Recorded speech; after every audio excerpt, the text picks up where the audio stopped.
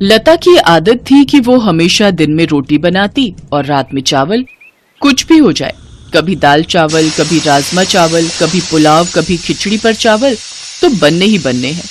कई बार लता की सास विमला उसे इसके लिए रोक चुकी थी, पर लता अपनी इस आदत को बिल्कुल भी नहीं बदलना चाहती थी। बहू, आज खाने में क्या बनाया है? बाबूजी दाल चावल बनाए हैं। आज फिर चावल बना लिए। लता, मेरे तो घुटनों में बहुत दर्द रहता है। मैं रोजाना रात में चावल नहीं खा सकती बहू। दिन में बनाओ तो मैं थोड़े बहुत खा भी लूं। एक काम कर, मेरे और इनके लिए तो तू रोटी ही बना दे। माँ जी, अब आटा गूंथना पड़ेगा। आटा गूंथा हुआ नहीं रखा। कोई बात नहीं बहू, जो बनाया है वही दे दो। लता ने दाल चावल बनाए हुए थे, वही अपने सास ससुर के आगे परोस दिए। एक काम करो, मैं तुम्हें 2 रोटी का आटा गूंथ कर रोटी सेक देती हूँ। अरे नहीं नहीं विमला, कोई बात नहीं, मैं दाल चावल खा लूंगा। अब तुम उठोगी रोटी बनाने के लिए तो फिर बहू बोलेगी कि उसे ही कह देते, इसलिए अब खा लो। लता की दिन में रोटी रात में चावल की आदत दिन पर दिन बढ़ती जा रही थी। लता, आज तो मेरी ऑफिस की छुट्टी है। एक काम करो, कढ़ी चावल बना लो, बहुत मन हो रहा है। अब मैंने गोभी आलू की सब्जी और रोटी बना दी है। अब मैं कुछ नहीं बनाऊंगी। वैसे भी मैं रात को राजमा चावल बनाने वाली हूँ। मैंने पहले ही प्लान कर लिया था, इसलिए अब रोटी और गोभी आलू की सब्जी खा लो। तुम सही हो, जब देखो अपनी मर्जी करती हो। अब रात में मैं सोच रहा था कि मटर पनीर की सब्जी और रोटी बनवाऊंगा, तुम राजमा चावल का प्लान बनाकर बैठ गई हो। अरे तो क्या हुआ? तुम तो जानते हो ना, मैं दिन में चावल नहीं बनाती हूँ। रात में थकी हुई होती हूँ, इसीलिए मैं रात को ही चावल बनाती हूँ। मेरे से नहीं बनती रात में रोटियां। अच्छा ठीक है, जो मन में आए वो करो। मैं माँ को डॉक्टर के पास ले जा रहा हूँ। बोल रही हैं कुछ दिनों से घुटनों में बहुत दर्द है। विमला की तबीयत ठीक नहीं थी, इसीलिए बेटा अभिनव उसे डॉक्टर के पास ले जाता है।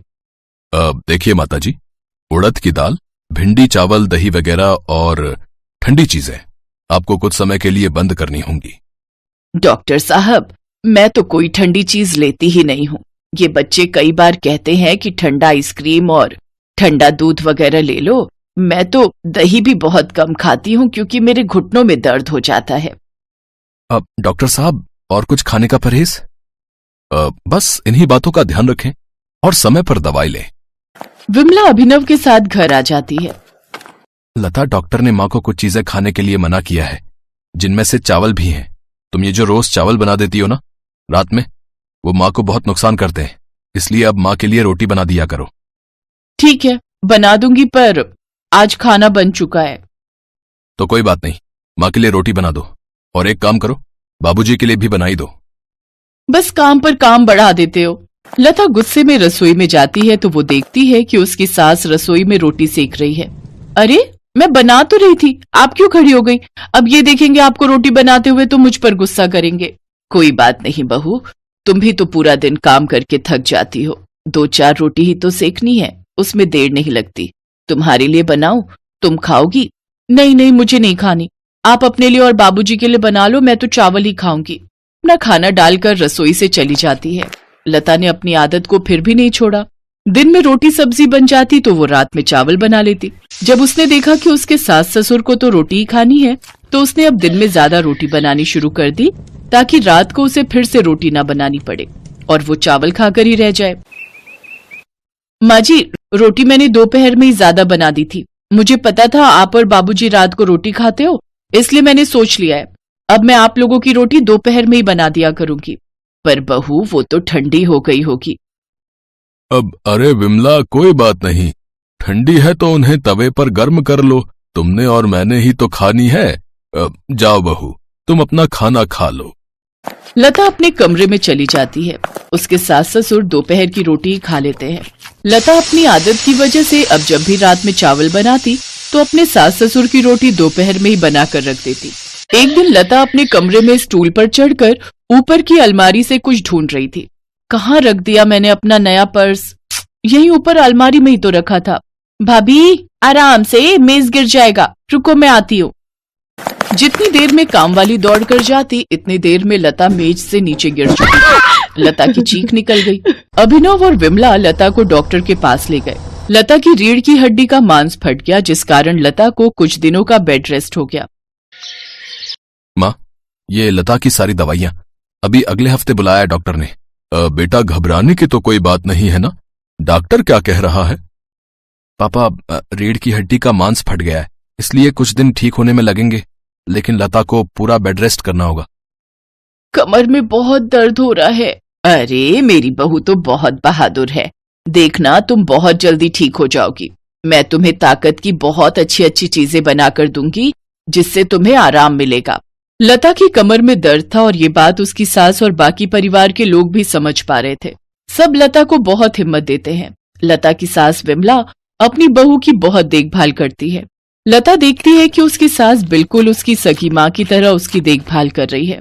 उसे अपने ऊपर बहुत पछतावा होता है कि एक तरफ वो अपने सास ससुर के लिए 2 रोटी बनाने में कितना हिचकिचाती थी और उन्हें दोपहर की ठंडी रोटियां दे देती थी, सिर्फ इसलिए क्योंकि रात में उसे सिर्फ चावल बनाना और खाना पसंद था। उसने अपने सास ससुर की उम्र का लिहाज भी नहीं किया। लता को अपनी गलती का एहसास होता है और कुछ दिनों बाद जब वो ठीक हो जाती है तो वो अपनी गलती को सुधार लेती है। वो जब भी रात में चावल बनाती तो थोड़ी रोटियां भी बना देती, ताकि उसके सास ससुर अगर चावल नहीं खाना चाहते तो वो गरम गरम रोटी खा सके। एक गांव में करुणा नाम की एक वृद्ध विधवा औरत रहती थी। उसका पति राम प्रसाद एक रोड हादसे में मर गया था। करुणा का एक लड़का भी था जो कि शहर में जाकर बस गया था और उसने वहीं शादी भी कर ली थी। करुणा अपना गुजारा करने के लिए अपने पति की पुरानी मोमोज की दुकान चलाया करती थी। बेटा, अब इन बूढ़ी हड्डियों में जान नहीं बची है, कब तक जिंदा रहूंगी नहीं पता। तू बस एक बार घर आ जा, तुझे देखने का बहुत मन कर रहा है। तेरे पिताजी के जाने के बाद तू ही तो एक सहारा है मेरा। माँ, मैं काम कर रहा हूँ, मेरे पास समय नहीं है, मैं नहीं आ सकता, और बार बार आप फोन मत करा कीजिए। सुधीर फिर फोन काट देता है। करुणा उदास मन लिए टेलीफोन बूथ से बाहर आती है। क्या हुआ भाभी जी, क्या बोला सुधीर? बस यही बोल रहा है कि समय मिलेगा तो आ जाऊंगा। अगर बुरा ना मानो भाभी जी तो एक बात बोलूं, सुधीर अब शहर जाकर बदल गया है, आप उसकी राह देखना बंद कर दें।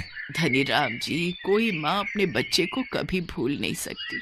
आप बताओ कितने पैसे हुए? मैं आपसे कैसे पैसे ले सकता हूँ भाभी जी? कोई बात नहीं, आप आराम से घर जाइए। नहीं धनीराम जी, आपके मुझ पर पहले से ही बहुत उपकार है। मैं पहले के पैसे आपके अभी तक नहीं दे पाई हूँ। पैसों का क्या है भाभी जी, जब हो आप तब दे देना, अभी आप आराम से घर जाइए। करुणा फिर वहाँ से घर आ जाती है और अपनी मोमोज की दुकान पर काम करने लगती है। आइए आइए, स्वादिष्ट और मजेदार मोमोज खाइए और अपने घर भी ले जाइए। आइए आइए। वो अपनी दुकान अकेले ही चलाती थी। बुढ़ापे की वजह से वो ज्यादा काम नहीं कर पाती थी, लेकिन फिर भी वो रोज मोमोज की दुकान खोलती और काम करती। गिने चुने लोग ही उसकी दुकान पर आते थे। कभी कभी तो एक आदमी भी उसकी दुकान पर नहीं आता था। करुणा का गुजर बसर बहुत मुश्किल हो गया था। करुणा बहुत धार्मिक स्वभाव की थी। वो हर रोज गणेश जी के मंदिर में जल चढ़ाने जाती थी और प्रार्थना किया करती थी। हे भगवान, इस अभागन पर दया दृष्टि डालो। जीवन बहुत कठिन हो गया है। लोगों से उधार लेकर मैंने अपने बेटे को पढ़ाया और अब वो मुझसे मिलने भी नहीं आता। मेरे पति के गुजर जाने के बाद उनकी दुकान चलाना मुश्किल हो गया है। कोई काम करने वाला नहीं है और अब इस बूढ़ी से इतना काम भी नहीं हो पाता। हे प्रभु, दया करो। ये बोलकर करुणा वहां से चली जाती है। करुणा निराश मन के साथ दुकान पर बैठी होती है। तभी करुणा के पास 2 जुड़वा बच्चे आते हैं। दोनों की उम्र 16 साल थी। वो आकर करुणा से कहते हैं, मैया, हम दोनों भाइयों के पास कोई घर नहीं है, क्या आप हमको अपने साथ रखेंगी? हम इसके बदले आपका सारा काम करेंगे। बेटा, मैं खुद परेशान हूँ, मैं तुम्हें अपने साथ कैसे रख सकती हूँ? मैया, हम आपका सारा काम करेंगे, बस आप हमें अपने साथ रख लीजिए। ठीक है। करुणा को उन दोनों जुड़वा बच्चों पर दया आ जाती है और वो दोनों को अपने साथ रख लेती है। भगवान ने इस बार करुणा की पुकार सुन ली। वो दोनों भगवान के भेजे हुए दूत थे, जिनको भगवान ने करुणा की मदद के लिए करुणा के पास भेजा था। करुणा मोमोज का सामान बना रही होती है। माँ जी, ये काम आप हमें दे दीजिए, मोमोज हम बना लेंगे, आप जाकर आराम कीजिए। करुणा रसोई घर से बाहर आ जाती है।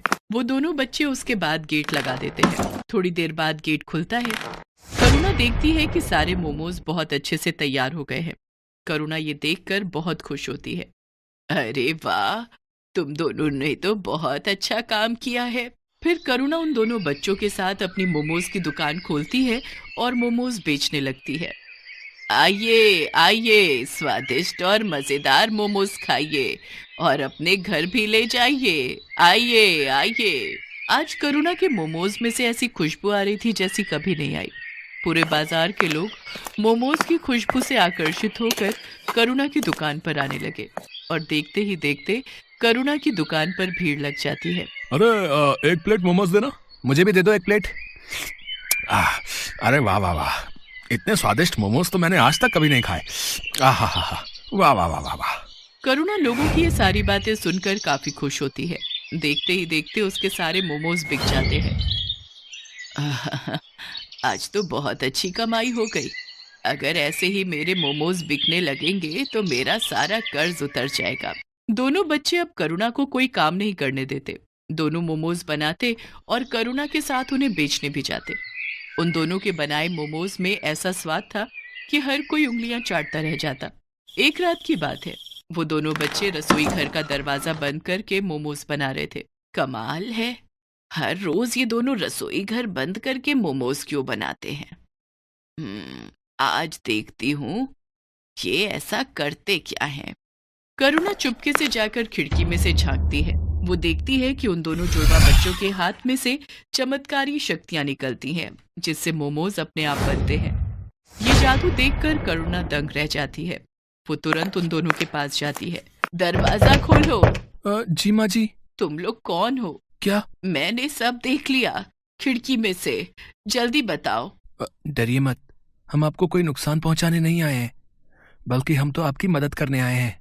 हम भगवान के दूत हैं। हमें गणपति जी ने आपकी मदद के लिए भेजा है। क्या सच में गणपति भगवान ने आपको मेरी मदद के लिए भेजा है? हाँ माँ जी, आपकी परेशानी भगवान ने सुन ली और हमें आपकी मदद के लिए ही भेजा है। करुणा ये सब सुनकर बहुत खुश होती है।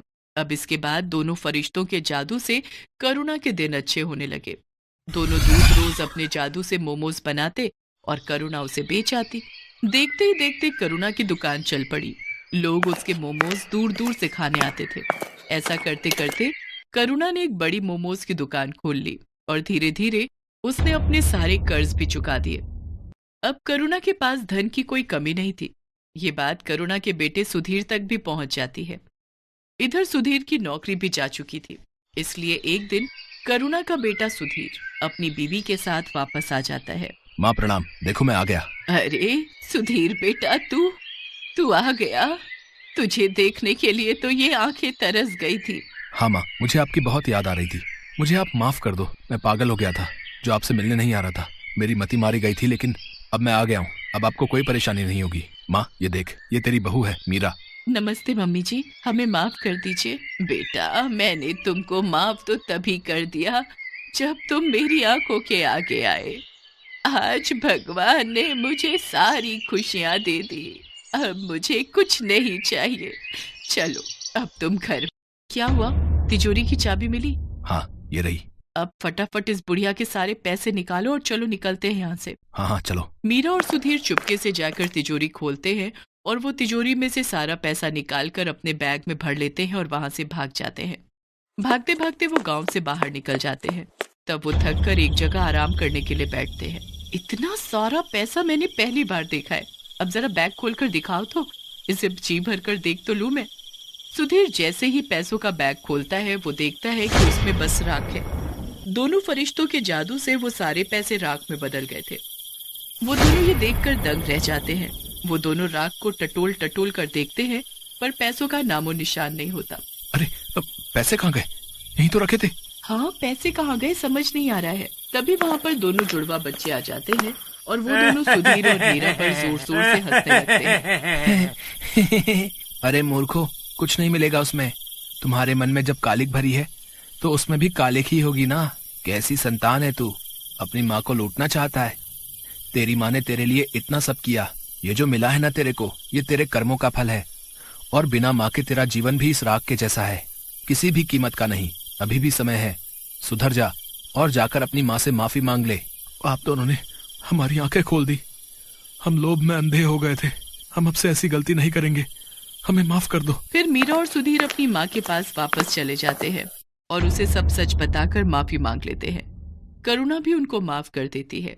मैं तुम्हारा शुक्रिया कैसे करूं समझ नहीं आ रहा है। तुमने मेरी इतनी मदद की, इसके लिए धन्यवाद। अब मुझे सब कुछ मिल गया है, मेरा बेटा, मेरी बहू, सब। इसकी कोई जरूरत नहीं है माता, हमने कुछ नहीं किया, ये सब कुछ भगवान ने कराया है। अब आपका जीवन अच्छा हो गया है, तो अब हमारा भी यहाँ से जाने का समय आ गया है। अब आप हमें जाने की अनुमति दें। ये बोलकर दोनों वहां से चले जाते हैं। अब करुणा का जीवन बहुत खुशहाल हो गया था। अब उसको किसी चीज की कमी नहीं थी। उसकी मोमोज की दुकान भी अच्छी चल रही थी। अब वो अपने बेटे और बहू के साथ अपना बाकी का जीवन खुशी खुशी बिताने लगती है।